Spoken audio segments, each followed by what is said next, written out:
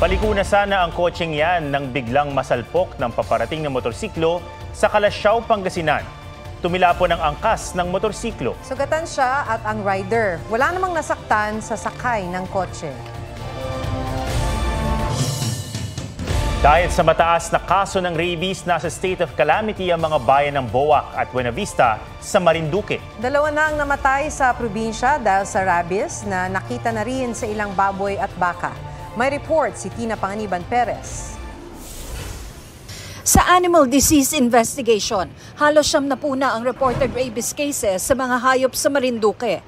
Mahigit 40 naman ang positibo sa lab test. 2 individual na ang namatay dahil sa rabies. Nag-start yung outbreak sa bayan ng Buwak. Nag-spill over na ito sa bayan ng Gasan. Nag-spill over na rin ito doon sa northern part yung bayan ng Bukog. Mabilis yung pagkalat ng rabies sa bayan ng Buena Vista. Hindi lang sa aso at pusa. 2 baka at 3 baboy ang nagpositibo sa rabies sa probinsya. Pati isang Philippine brown deer nagka-rabies.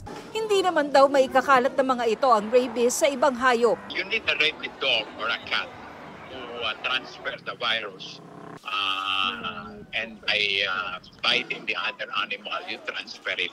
Ang gagaling lahat sa aso pusa. Ayon sa Department of Agriculture, wala pa naman daw naiuulat na taong nagkasakit ng rabies dahil sa pagkain ng infected na hayop. Sabi ng Department of Health, bihirang makakakuha ng rabies sa pagkain. Hindi nabubuhay yung virus pag patay na yung hayop kung saan nandun sila.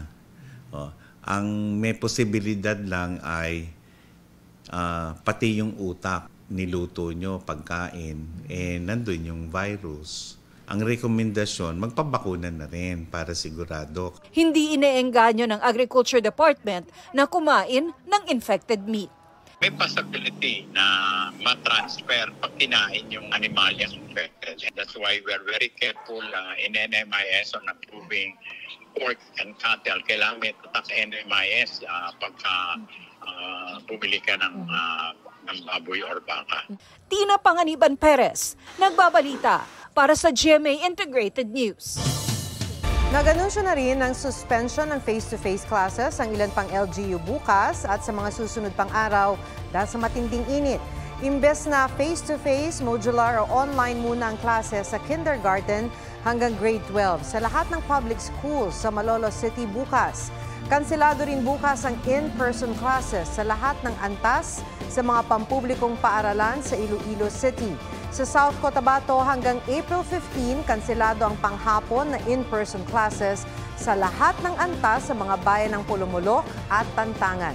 Hanggang April 15 din, suspendido ang in-person classes sa lahat ng antas sa mga pampubliko at pribadong paaralan sa Sultan Kudarat. Sa Maynila naman, bahala raw ang mga school principal kung magsususpende ng in-person classes.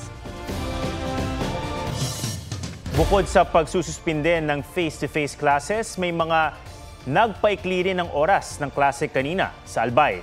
Nag-nosebleed at nakaranas ng pagkahilo ang ilang estudyante at guro dahil sa sobrang init. May report si Bernadette Reyes. Para sa grade 9 student na si Justin, mas madaling mag-aral ngayon sa bahay. Nakapambahay, may nakatutok na electric fan at mas madaling nakakainom ng tubig. Sa eskwelahan kasi nakapanghihina raw ang init. Palagi po nakakauhaw. Doble-doble po yung suot.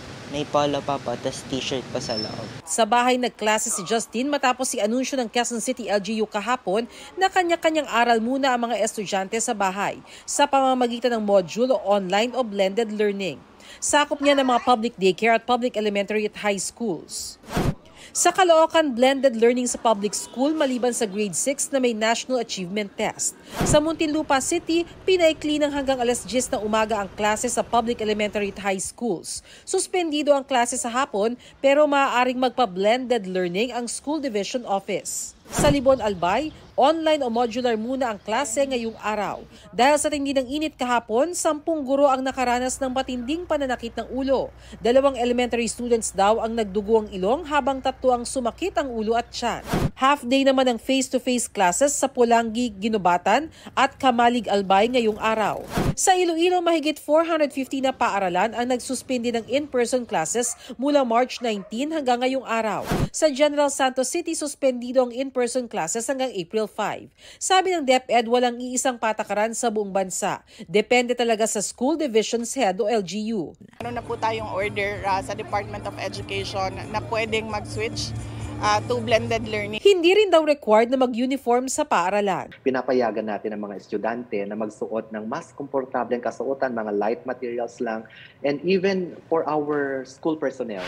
Bernadette Reyes, nagbabalita para sa GMA Integrated News. Nag-statistical tie sina Senator Raffy Tulfo at Vice President Sara Duterte sa 2028 Presidential and Vice Presidential Preference Survey ng Pulse Asia. Nagbigay ang Pulse Asia sa respondents ng listahan ng mga pangalan at tinanong kung sino ang kanilang iboboto bilang presidente kung gaganapin ngayon ang eleksyon. 35% ang pumili kay Tulfo habang 34% kay VP Sara, 11% kay dating Vice President Leni Robredo. Kasama rin sa listahan sina Senador Amy Marcos, Manny Pacquiao, Senator Robin Padilla, Senator Risa Ontiveros, House Speaker Martin Romualdez, dating Pangulong Rodrigo Duterte at si Isko Moreno. Nagbigay rin sila ng mga pangalan ng mga maaaring tumakbo sa pagka-vice-presidente. 35% ang pumili kay Senadora Grace Poe, 16% kay Senadora Marcos, 14% sina Manny Pacquiao at Senator Padilla. Kasama rin sa listahan sina Senate President Mig Zubiri, Defense Secretary Gilbert Chodoro Jr., House Speaker Romualdez, pati sina Senator Tulfo, Bongo, Ontiveros, dating Senator Kiko Pangilinan, VP Duterte, Davao City Mayor Baste Duterte at dating Pangulong Duterte. Nag-survey rin ang Pulse Asia kaugnay sa 2025 senatorial elections. Tinanong din ang respondents kung sino sa mga pangalang ibinigay nila ang iboboto nila kung gagawin ngayon ang eleksyon.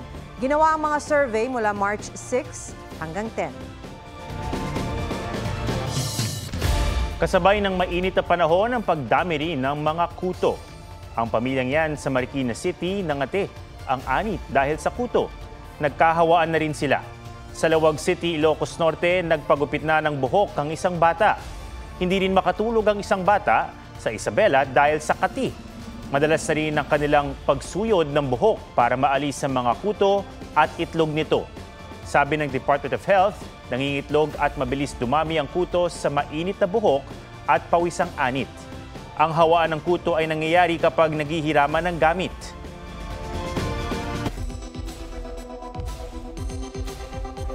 Narito ang ilang tips para maiwasan ang pagkakaroon ng kuto. Una, panatilihing malinis ang katawan. Dalasan ang paglalaban ng mga tuwalya, unan, kumot at bedsheet lalo na kung may katabi sa pagtulog. Pati na mga sofa at gamit na nasasandalan ng ulo. Maging ang paghuhugas ng mga ginagamit na suklay, sombrero at iba pang hair accessories. Iwasan din ang hiraman ng gamit. Ugaliin ang pagsiyasat sa anit kung may pangangati. Kung merong kuto, magpakonsulta sa dermatologist para marisitahan ng gamot at maturuan sa tamang paggamit ng lice shampoo. Epektibo rin ang araw-araw na pagsusuyod ng buhok.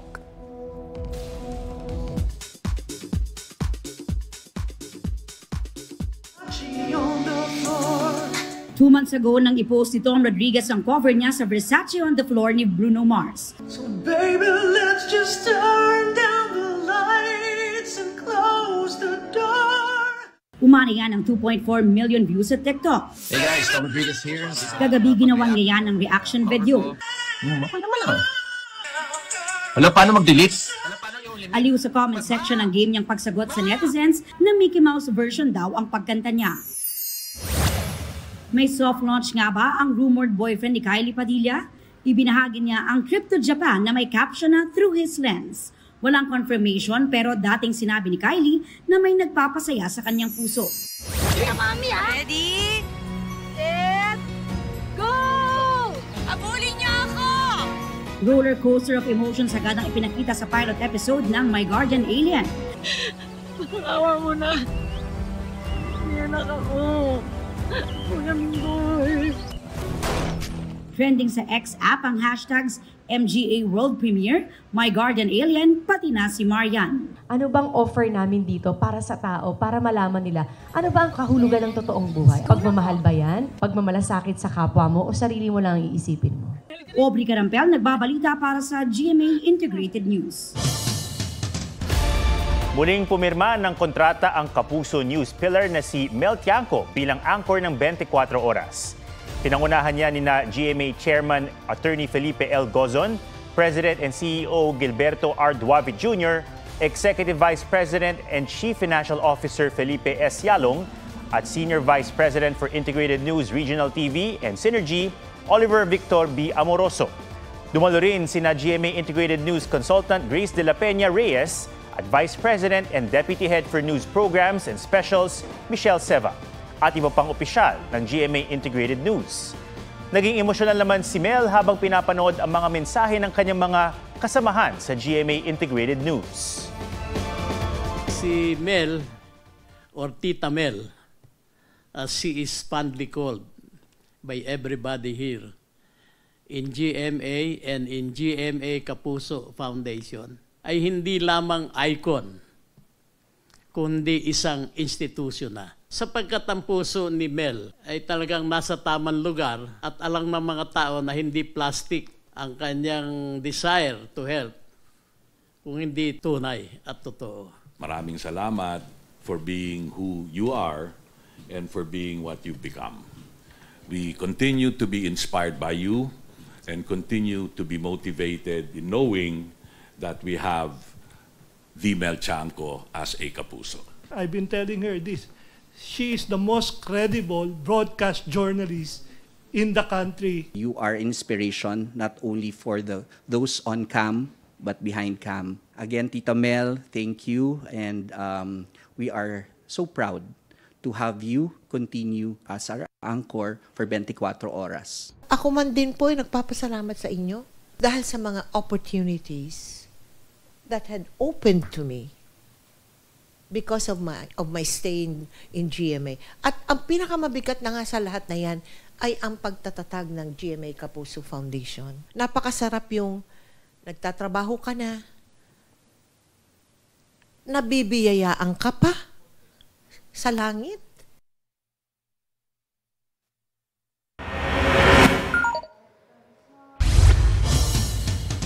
Pagtawid ng puting motorsiklo, sumalpok ito sa paparating na pulang motorsiklo sa National Highway sa Vinsons, Camarines Norte.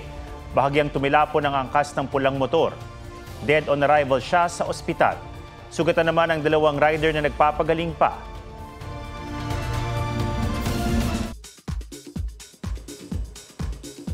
Kahit nasa military service, patuloy ang pagtanggap ng parangal ng global superstars na sina V at Jungkook. May report si Nelson Canlas. After 5 weeks of getting to know each other, split na ang South Korean actor na si Lee Jae-wook at aespa member na si Karina. Hiwalayan nila trending. K-pop celebrities Han So-hee at Ryu Jun-yeol tinanggal sa isang film project kasunod ng breakup nila. At V at Jungkook ng BTS 50-50 at Stray Kids, big winners sa 2024 iHeartRadio Music Awards. Nelson Canlas nagbabalita para sa GMA Integrated News.